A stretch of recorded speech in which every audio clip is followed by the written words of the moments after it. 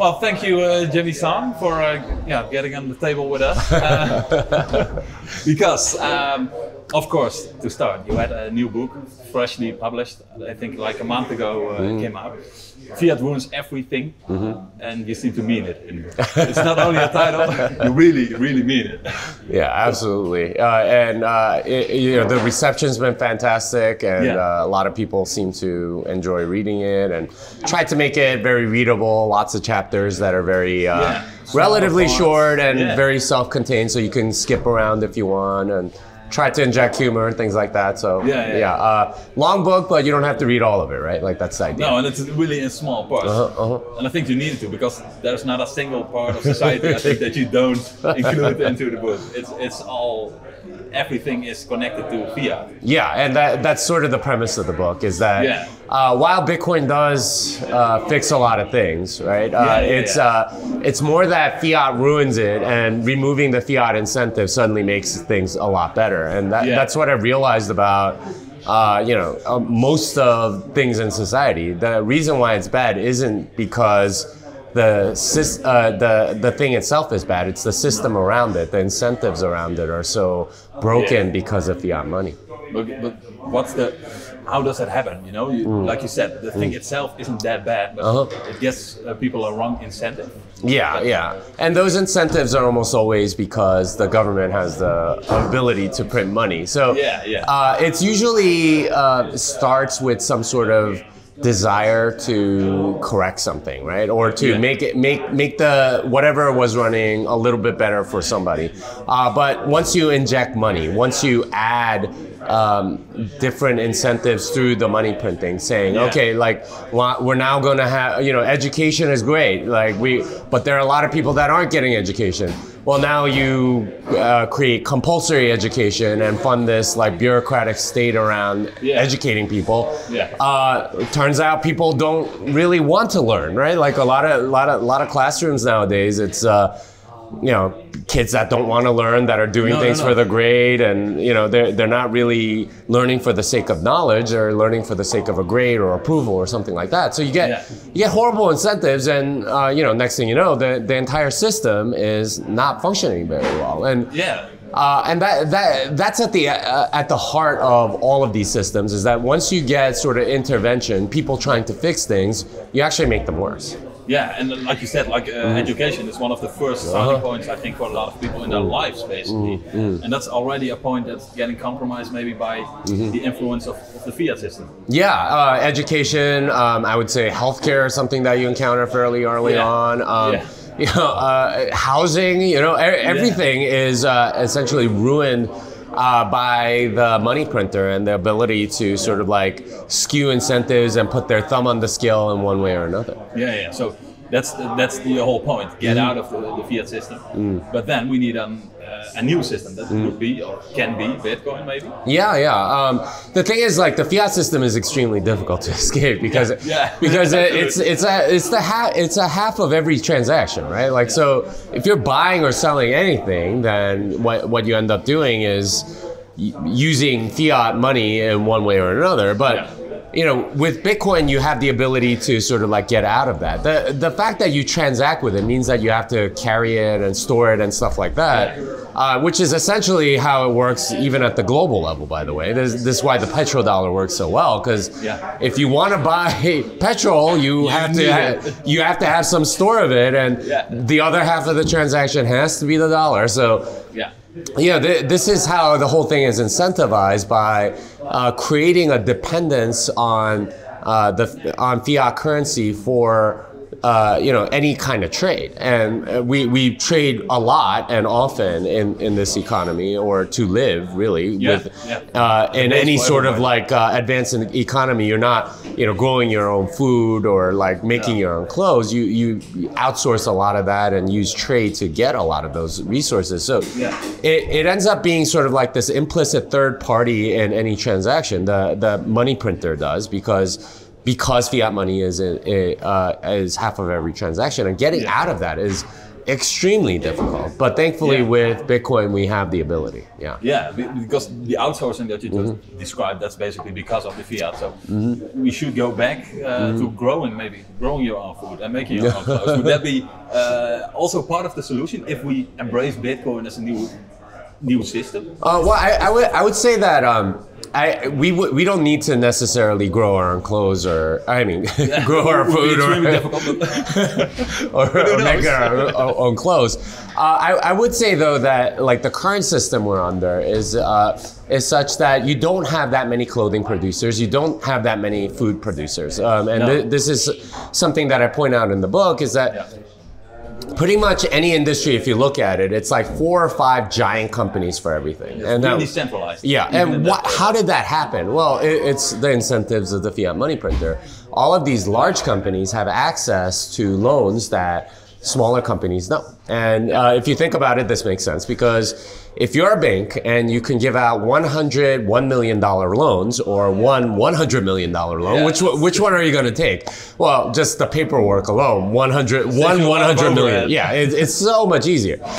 So these large companies get access to newly printed money, and all newly printed money in a fiat central bank-backed fiat monetary system is through loans. So if you have access to the corporate bond market by issuing corporate bonds, which the commercial banks take and so on, and this is how it all works now, then you have the ability to grow, and you can price out your competition. So there are many ways that you can do it. You can underprice them, which is what Walmart and Amazon do. You can hire their best people, which is what Facebook and Google do. You could buy out your competitors, which is what a lot of large companies do, right? Just buy them out and then do that.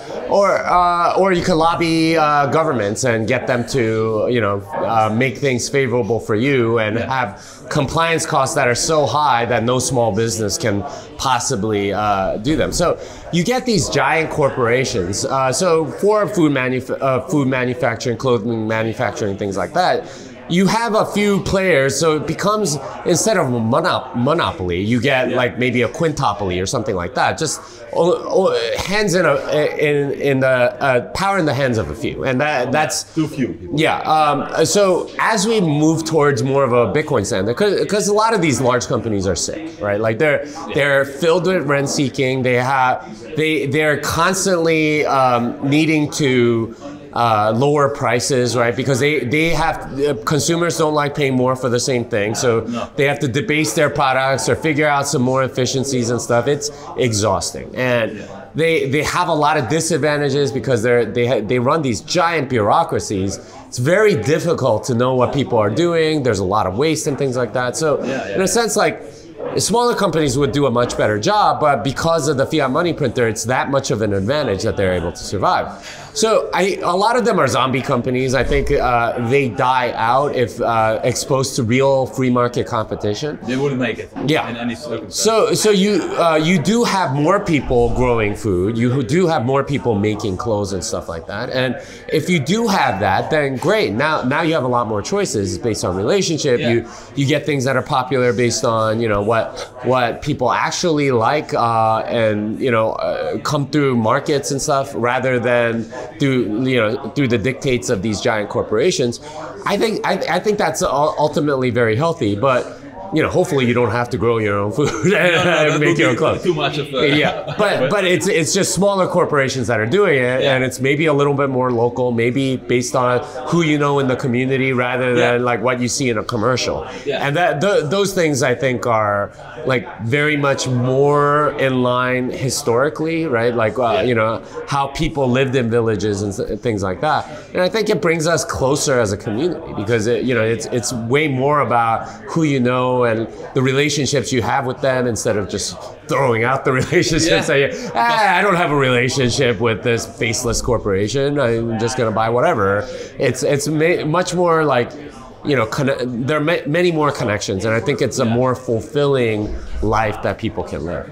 Yeah, because I think that's one of the things, the main parts in the book that you wrote. It's that people are not getting any, they're not satisfied anymore because their jobs are for a faceless company. They're not doing anything they like. So it would making the company smaller would immediately make people more happy, basically? Or is that too easy to say? I mean, that's part of it. I think a smaller company definitely helps. But like there's also this other sort of like pressure of debasing your product, right? Like every large corporation ends up debasing their product because the sticky prices phenomenon plus the monetary expansion because of the inflation. You need to find, so the rate of monetary expansion, at least in the United States, historically has been about 7%, right? Each year. Yeah, each year. So it was 289 billion in 1959, the M2 money supply. Currently it is 21.5 trillion. If you annualize that, that ends up being about 7%. Yeah. So every year you have to find 7% worth of efficiency to keep the prices.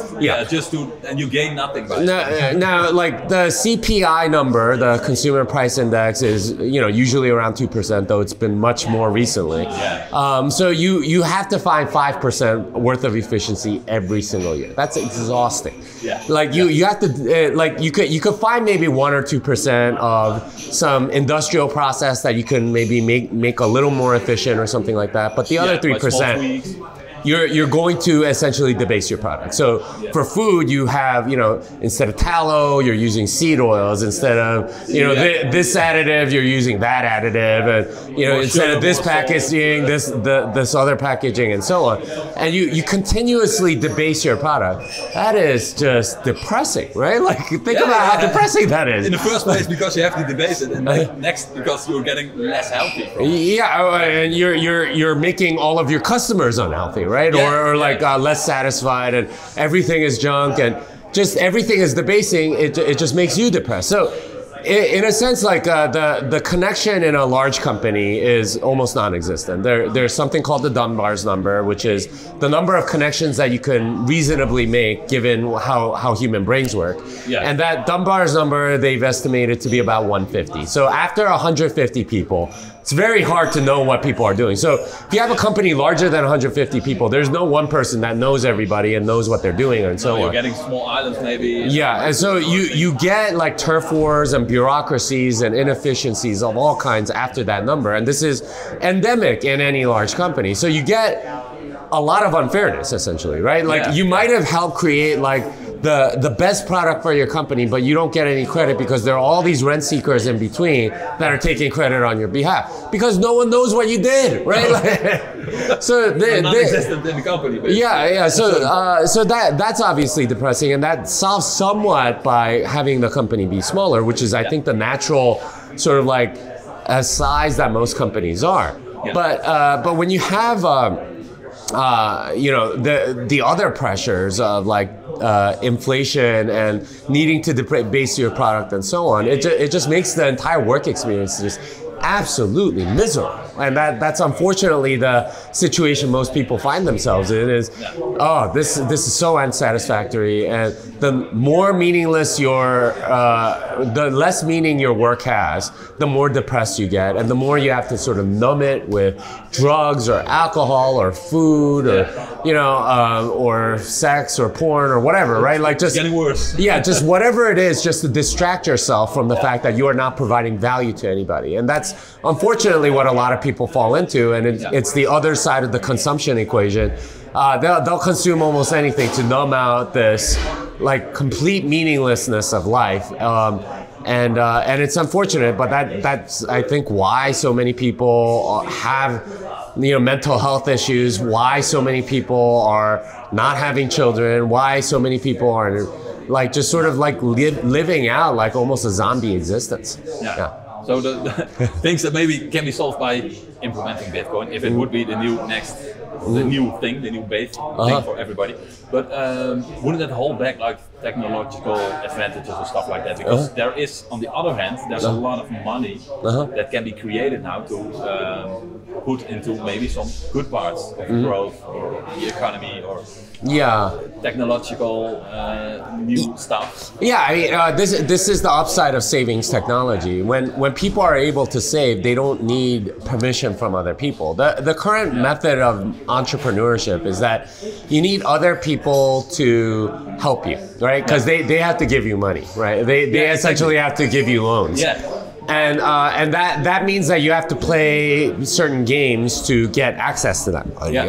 Right now, the major funding model is through angel investing or VC investing, and essentially you have to impress those people. And well, they're like a generation behind generally, and they look for certain signals like what college you came or what university you went to, what you know how you present yourself, how good your PowerPoint slide is, and you get like sort of weird combinations that end up getting money. So you know what's going on right now with Sam Bankman-Fried is a really good example. He was able to attract a ton of money. Not because of the strength of his idea.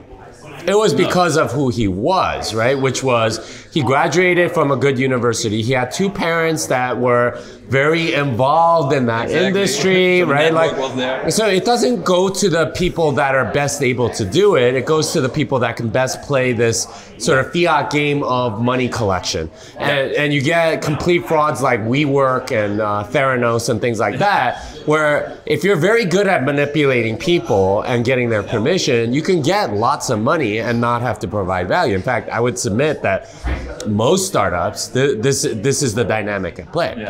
But if you have savings, you don't need anyone's permission. And this is the beauty of it, is if you are able to save and you've saved up enough money to go and start a business, well, first of all, you're way more motivated because it's your money, right? Not somebody else's. It's not just created and here's the money. You need to work for it. And second, you don't need anyone's permission, so you're gonna go do things the way you want to, right? Like if you think that there's a market for something, then you can go do it. And we saw this a bit like with YouTube. So you had like traditional television for a long time, and they had only certain kinds of programming.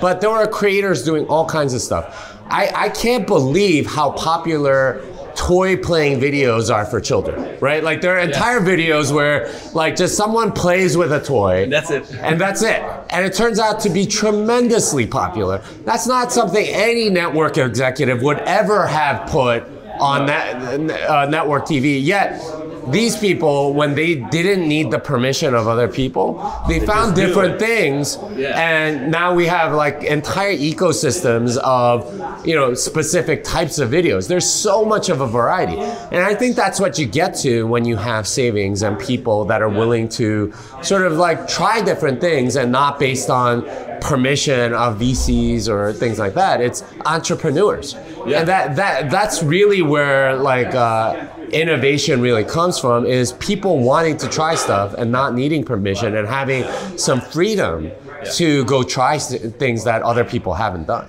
Yeah, so that would solve the problem that you don't need the money created out of thin air. So you need to work for it, you need to save it, and then you actually, it gets into the good hands. The people that actually want to improve, that actually want to start a business. Yeah, and that's what ultimately built civilization. Because if you are successful in a business, by definition, you have created something that is in some way less expensive or better in some quality, and that's providing value to somebody else. And when you are adding value, ultimately that accrues to civilization. It used to be that the richest people in any society were the people that provided the most value. And in a sense, they deserve it, right? But in a fiat economy, the richest people are the ones closest to the money printer, the investment bankers. It's trickling down, if you're lucky, to the people at the bottom.